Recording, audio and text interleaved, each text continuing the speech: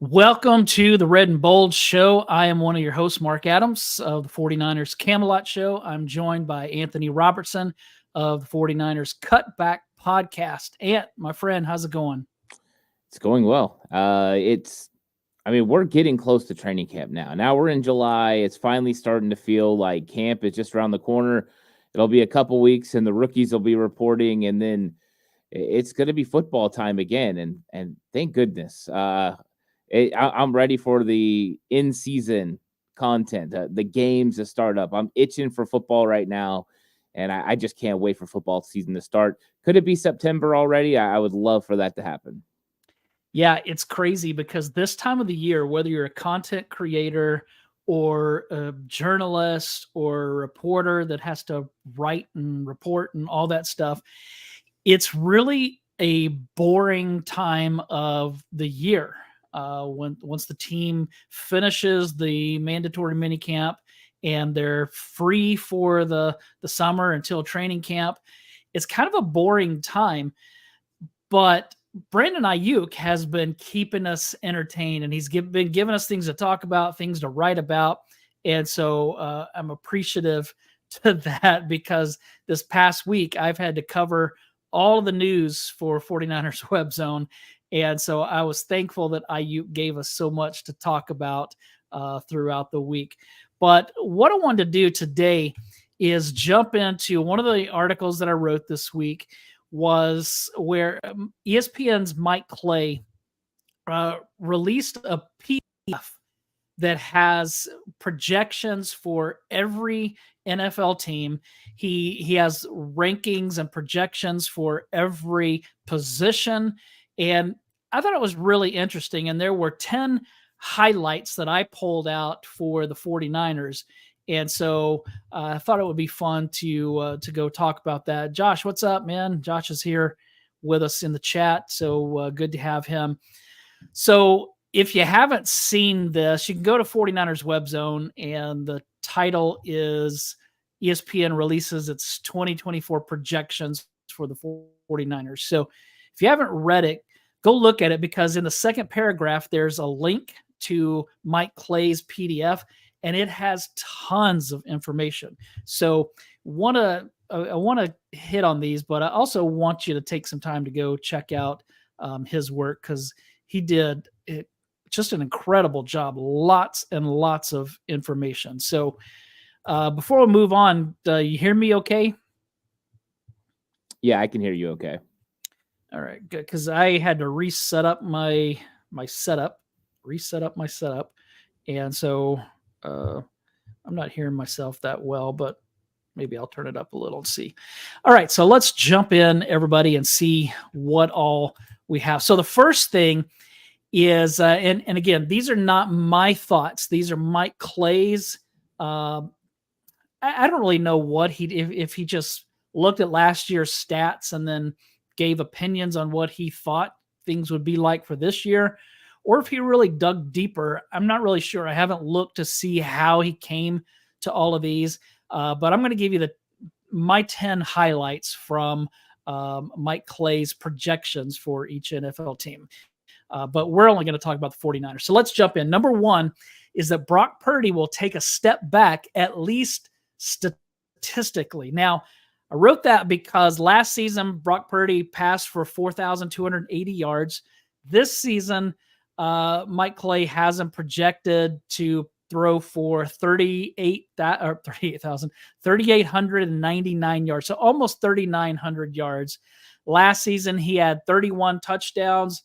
This year, Mike Clay has him projected to throw 24 touchdowns. He threw 11 interceptions last year. He has him at 11 this year. It's possible that Brock Purdy is going to have worse stats, but actually be better in 2024. Ant, what do you think about that first highlight?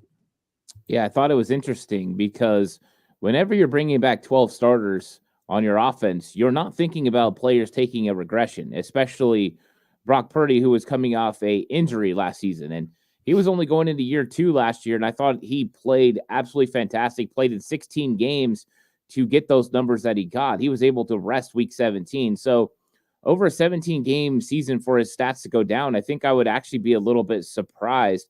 I actually expect Brock Purdy to have a really close to the same stats as he had last year, just because they continue to add weapons. They add more opportunities there. They add Ricky Pearsall to go to a wide receiver room that's already very talented.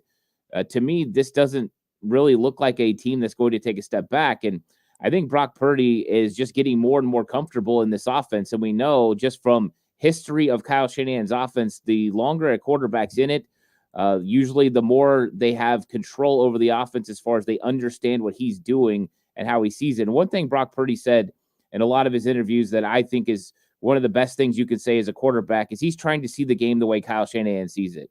If he can see the game through Kyle Shanahan's eyes, they're going to be on the same page as far as calls, reads, and coverage, and then get the ball out. So I would be surprised to see Brock Purdy have a drop-off in touchdowns from 24 or from 31 to 24.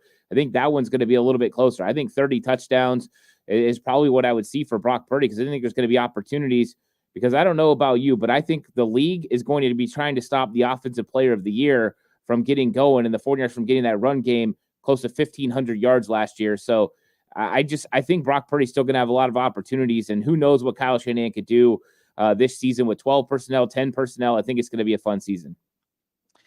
Kenny said more play action. CMC decoy will open up some huge pass plays. Brock numbers go up, Marc.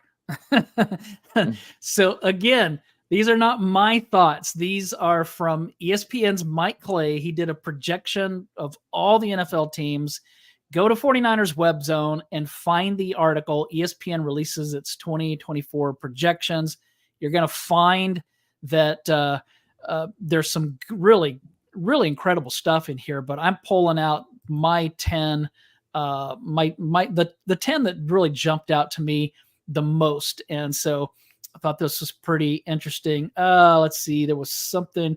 Oh, Kenny also said, I think you guys are the only people talking about Shaquille Brown. That's because we're ahead of everybody else. What can I say? No. So good stuff on Brock Purdy. The second one is that Christian McCaffrey will have another big season.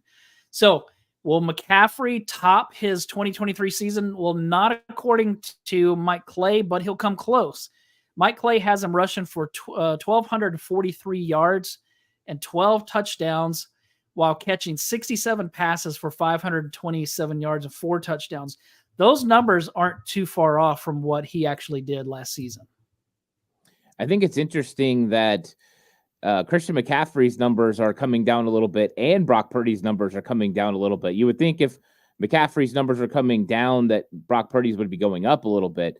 Of course, it could mean that he's taking into account Kyle Shanahan saying there's going to be potentially less carries for Christian McCaffrey as they continue to monitor his workload during the season, which could mean more numbers for Elijah Mitchell, more numbers for Jordan Mason, or whatever that may be. I think it's realistic to think that Christian McCaffrey's not going to get the 1,400 plus yards he got last year on the ground.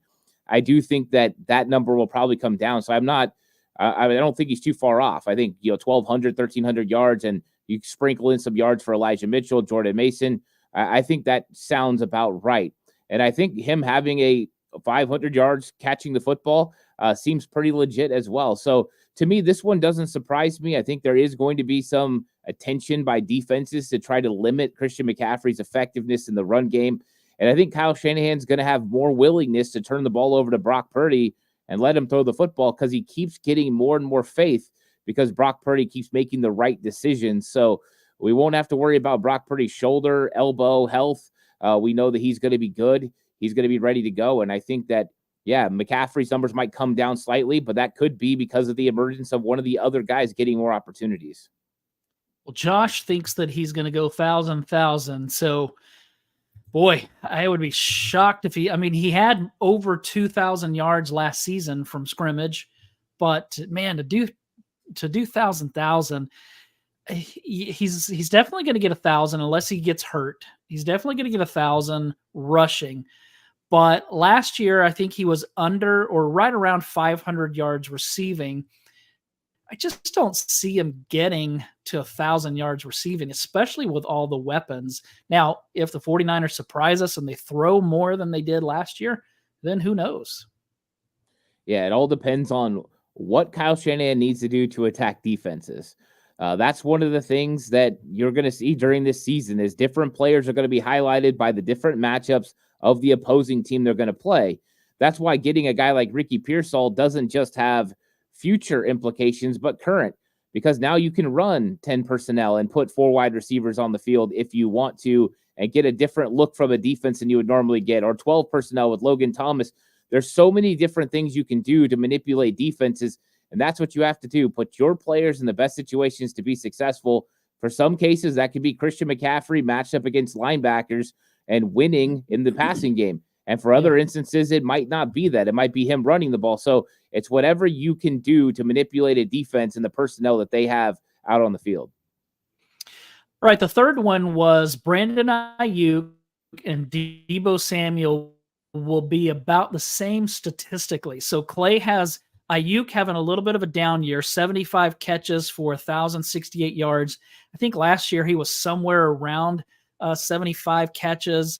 In fact, I have that right here, 75 catches for 1,342. So he has him with about almost 300 yards less receiving, but he has Deebo about the same production as he had in 2023 with 62 catches for 924. So he has those two about the same as each other. He has Deebo with less rushing yardage in 2024, mainly based off fewer attempts. So that's going to be interesting to see how that gets, because right now Deebo has shown up for the entire offseason. He looks like he's in great shape, and then here we have Aiyuk, who's wearing a Pittsburgh Pirates hat and going on podcasts and complaining, and who knows what he's going to look like when he comes to camp. I always think it's interesting that you have the same amount of catches, but, a lot less yardage, because I think that's the normal thought process when thinking about a team. But when you look at what Kyle Shanahan does and his offense, and then Brandon Aiyuk's ability to get open, there's a lot of plays that just go down the field. You have a lot of plays and a lot of offenses that would be, more underneath. But with Brandon Aiyuk, intermediate routes are open. A lot of that plays into the play action game and the 49ers being able to get the ball out. But just the way that Kyle Shanahan runs his concepts, you're going to have those plays that are going to get 17, 18 yards down the field. So to me, if Aiyuk is catching 75 passes, I don't think his numbers drop 300 yards. I could see it dropping 100 yards. Maybe he doesn't break tackles. Maybe he doesn't get as much yak yardage. But to me, that one, I don't see. I do think there's going to be yards spread out amongst other players. I mean, last year, Kittle got 1,000. Deebo nearly got 1,000. And now you're going to add potential weapons in Ricky Pearsall and others. We'll see what happens. But I think if he's getting the same amount of catches, he's getting pretty close to the same amount of yards, because it's not like Aiyuk is an absolute yak monster like Deebo. He's a guy who catches the ball. He gets a little bit of yak afterwards. But I think that it's just going to equate to more yardage because of how it's schemed up. Yeah, so Josh said that Deebo's not sniffing 1,000 receiving. Lou says Deebo's going to have an up year, looking for a big bag. John Neville's in the chat. He says, how deadly would a formation be with Jacob Cowing and Danny Gray on the field together? Preseason about to be a real one. We're actually going to talk about those two here in a little bit, because they were mentioned as well. So let's move on. Number 4. This is where, so far, I feel like everything's pretty normal, right? Purdy about the same, maybe a little bit less statistically. McCaffrey about the same. Aiyuk and Deebo performing. Juwan Jennings. So here's what he has. He has Pearsall with 29 catches for 385 yards and 3 touchdowns. He has Jennings with 15 catches, so about half, for and I just lost my thing. Dang it. He has Juwan Jennings. Where am I at? So my computer just messed up. 15 catches, 196 yards, and 1 touchdown, which is interesting because last season Jennings had 19 catches for 265 yards and a touchdown, but obviously was huge in the playoffs. So what do you think about that? Could Ricky Pearsall outperform, at least statistically, Jauan Jennings? Yeah, I mean, it's always possible. I don't know if that's going to be the case. I think that Jauan Jennings is asked to do so many different things that I think sometimes his receiving and what he's going to do as far as catching the football can be a little bit of an afterthought. And I think this is more of a projection of seeing Ricky Pearsall being a first-round pick and automatically thinking that he's going to get those snaps over Jauan Jennings. I don't think that's the case. I think that Jauan Jennings, because he does a specific role and plays a specific way, that he's still going to be that guy. And they're going to have Aiyuk, Debo, and Jauan that are going to handle most of the snaps. I think you're going to see Pearsall in times that they need breaks. He'll come in. And then sometimes when you go for wide receivers, he'll come in. But to me, I think that this is a lofty expectation for Ricky Pearsall in year one. And I've heard people say he's going to have 45 catches. I just don't know how you can say that right now with the way that we've seen 49ers wide receivers and rookie wide receivers translate to the NFL. I think that Ricky Pearsall is going to do a pretty good job. He's going to have some targets. He's going to have some catches, and maybe he'll come close, and him and Jauan Jennings will equal out. And it's not like Jennings puts up a lot of numbers in any season. He normally has around 20 catches, depending on season, for between 200 and 400 yards. But it's still a lot to say that Pearsall is basically going to double him up and really do that good of a job. I hope it happens, because that means Ricky Pearsall is what everyone's hoping he's going to be. But I think Jauan and Ricky Pearsall will probably be closer in numbers than it kind of being doubled up. Yeah, I even wonder if because of the way that Jennings played in the playoffs, if Kyle might try to get him the ball more, because when he gets the ball, he makes things happen, whether it's a touchdown, a first down. I mean, most of his catches go either for a touchdown or a first down. So I definitely could see that.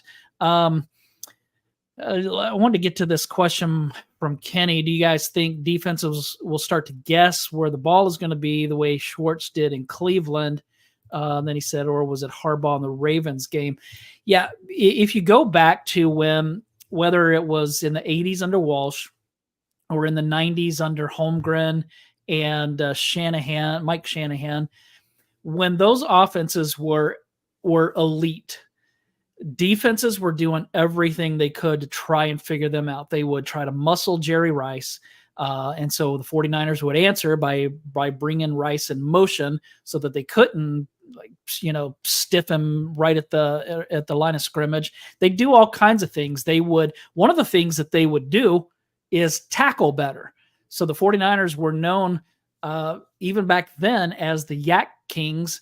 And so when defenses remember those linebacker cores that the Saints had, the reason that they were so tough against the 49ers is because they didn't miss tackles. And so they took away a lot of that yak yardage. I definitely expect defenses, especially as well as the 49ers played last season on offense, I definitely expect defenses to come out and show them some new things.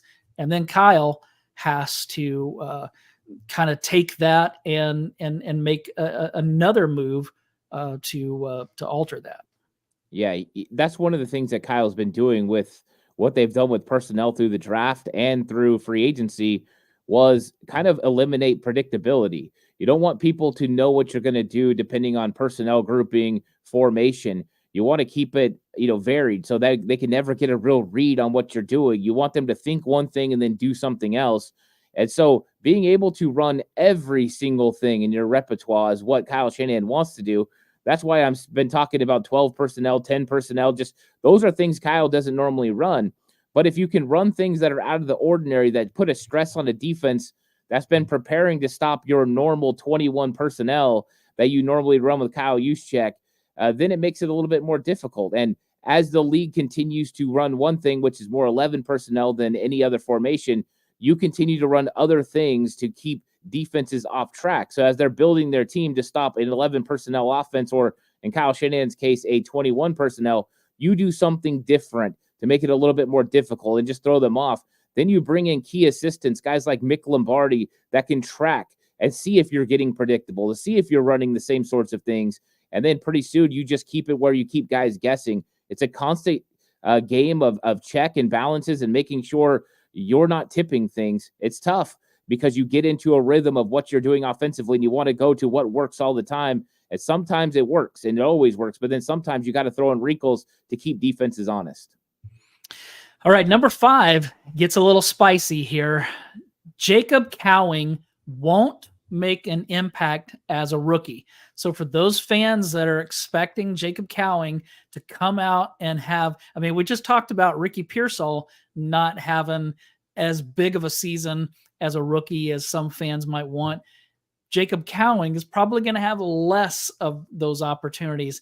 So a lot of fans think that he's going to be dynamic right out of the gate. What was somebody a couple of weeks ago called him lightning in a bottle? I think it was Louis Riddick called him lightning in a bottle.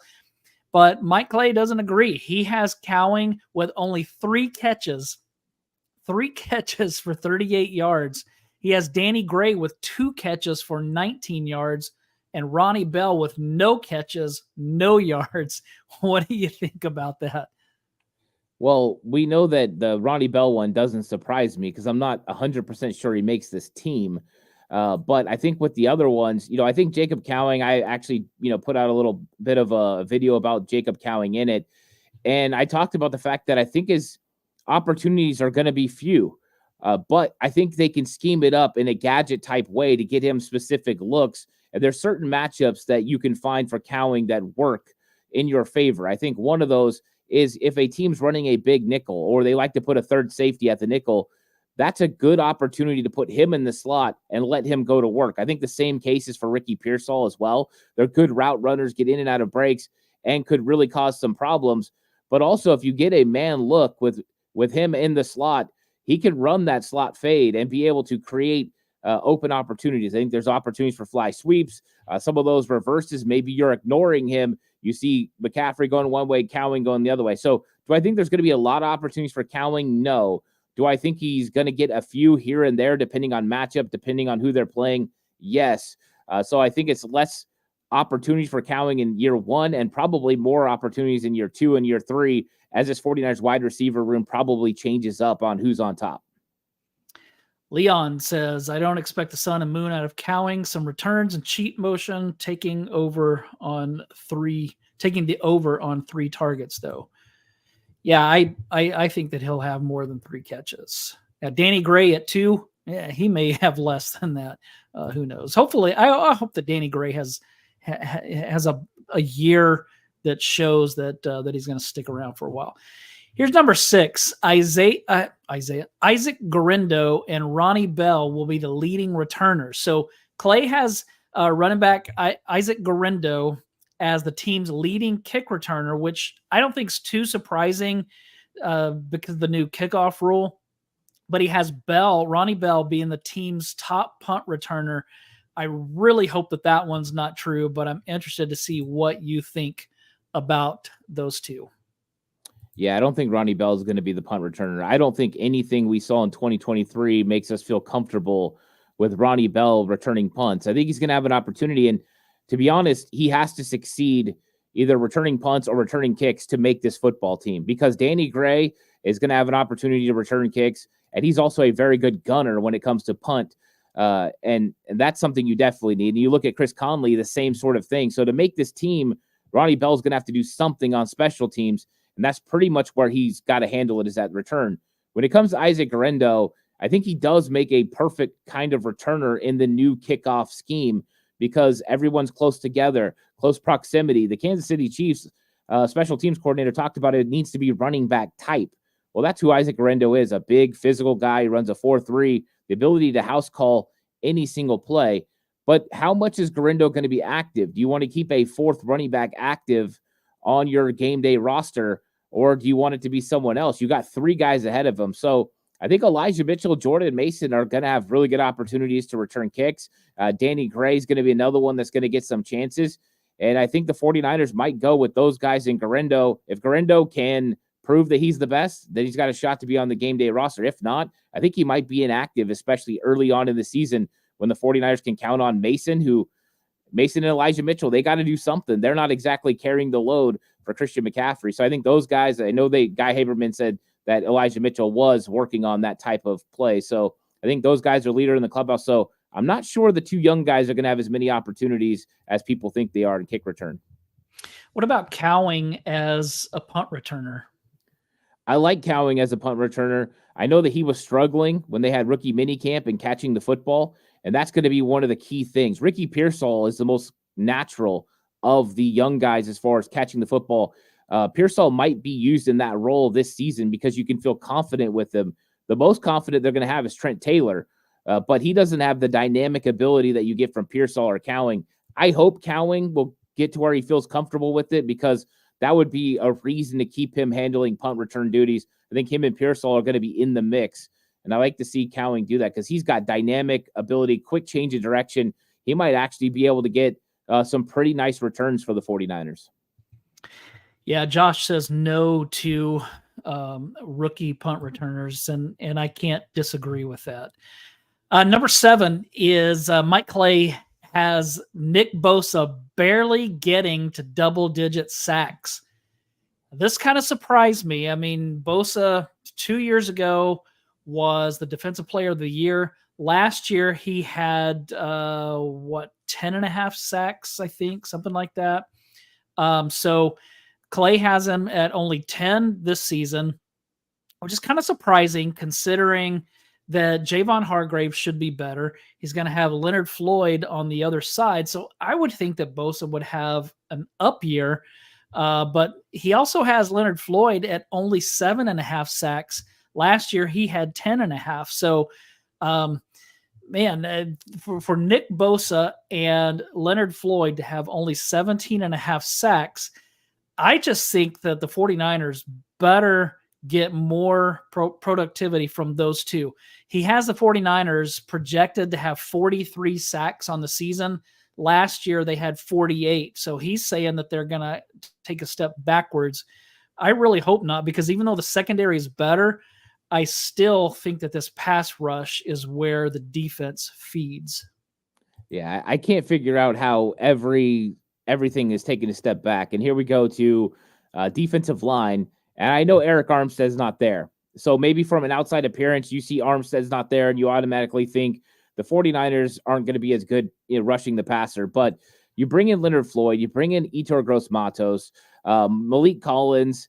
Those guys can all rush the passer. Malik Collins had 5 sacks last year for the Houston Texans.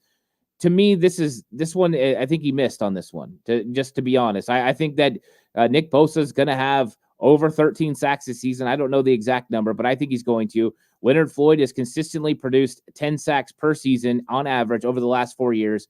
Why would that stop now that he goes and he lines up across from Nick Bosa and a defense that has Fred Warner and the amount of talent that they have around him? The 49ers are going to stop the run better in 2024. Hopefully Nick Sorensen fixes that and what was going on with Steve Wilkes' defense. And they're going to have more 3rd and longs. And if you have more 3rd and longs, that means Gross-Matos is out there rushing with Hargrave, Floyd, and Bosa. Opportunities abound for those guys to get to the quarterback. To me, I think Floyd closer to double digits makes sense. That's just what he does. And then Bosa, well over 13 sacks. I think the 49ers are gonna have a very good pass rush. And like you said, the secondary is better, which means half second, full second of extra time for these guys to get to the quarterback. We've seen them be just short. I don't know how many times. Maybe this time they get those sacks instead of just quarterback knockdowns. You said Malik Collins had how many sacks last season? 5. What did Eric Armstead have? 5. He didn't even play. But gosh, how many games did he miss? Like 6, something like that. He played 12 games. Eric Armstead. Okay, so he played 12. So then he missed 5 regular season games. Is that 12? Is that regular season only? Yeah. Okay, so if Malik Collins plays more, and now he's going to be playing next to Javon Hargrave, next to Leonard Floyd, he could have a better season than he had last year, which would be better than Eric Armstead. I'm not knocking Armstead. Love the guy. And from 2019 on, he became a force in the middle. But to say that the pass rush is going to take a step back just because of Armstead, and that's not why I don't know that that's why he's saying that, but you're right. That is the only the only difference. So John said, when you really sit back and look at it, our coaching staff is really flying under the radar. Sorensen, Staley, Greasy, KJ Wright, Hankerson. It's a solid group, to say the least. Yeah, they're a good group. Steve-O said, Bosa not containing last few years and giving up touchdowns on fourth downs had nothing to do with holdouts. Yeah, I mean, they all have to. There are going to be things that they have to work on, especially in the run game. They have to be better at that. The 8th thing on here is that Dre Greenlaw will be healthy at some point. So we've talked about that there's no guarantees that Greenlaw is going to come back this season. And when he does, is he going to be healthy? What's he going to look like? But Mike Clay has him playing 509 snaps compared to 848 last season. He has him making 73 tackles. Last year, he had 120 tackles. Interestingly, Clay has Devondre Campbell with 73 tackles, so he thinks they're going to have the same. He has Fred Warner leading the way at 144 tackles. So what do you think about that linebacker group as Mike Clay is projecting? I actually think that's lofty expectations for Dre Greenlaw, over 500 snaps. I don't know when he's going to come back, but to me, it's probably going to be a little bit later than people think. I think they're going to want to be very careful with him and make sure Dre's ready to go for the in-stretch run and playoffs. So I think even when he comes back, depending on how D. Winters is playing, I'm expecting D. Winters to be that guy. Maybe it'll be Flanagan Fowles, but depending on how they're playing, they could slowly ease Dre back in and have him split will linebacker snaps with Devondre Campbell. I think it's realistic where you're looking at for Devondre Campbell, because this is a guy that when he had his all-pro season in 2021 had 144 tackles. That's just a crazy amount of ability there. Plus, he doesn't really miss tackles. Last year, he only missed 3% of his tackles. That's fantastic. And that's exactly what the 49ers need to be better in the run defense and better stopping the run. So to me, I think that his isn't that far off. I actually think he could go up a little bit because I think he's going to play more than what Clay thinks he's going to play. But I think Dre, it's just smart to kind of ease him back in, make sure they take care of him, make sure he's fully healthy. So I would expect his number probably to be 350 to 400 snaps, probably in that range as they work him in. And then once we get to the playoffs, hopefully he's full go with Warner, with Devondre Campbell. Then they're a really, really good linebacker group. And I think they'll be very stout against the run. Josh mentioned D. Winters' snap count projection. He is projected to play 75 snaps, so not very much. Projected to have 10 tackles. But I mean, it sounds like you're expecting more out of D. Winters rather than Campbell.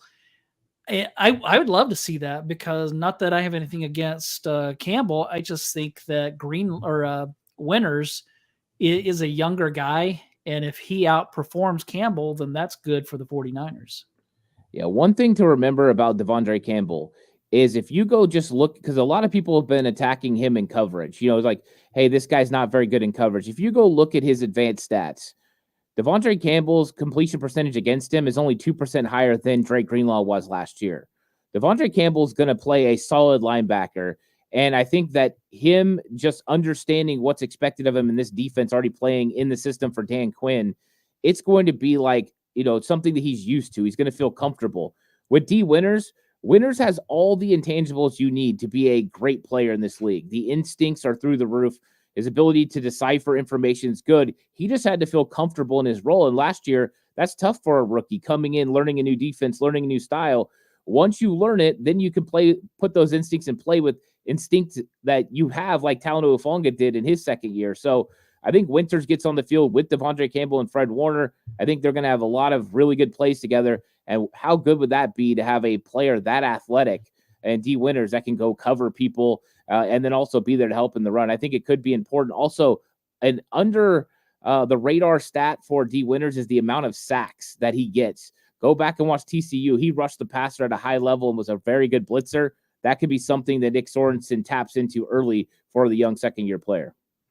I like the comparison of D. Winters' second year to Talanoa Hufanga, who in his second year was an all-pro. Love to see something like that. Number 9, this is a tough one, so everybody take a deep breath.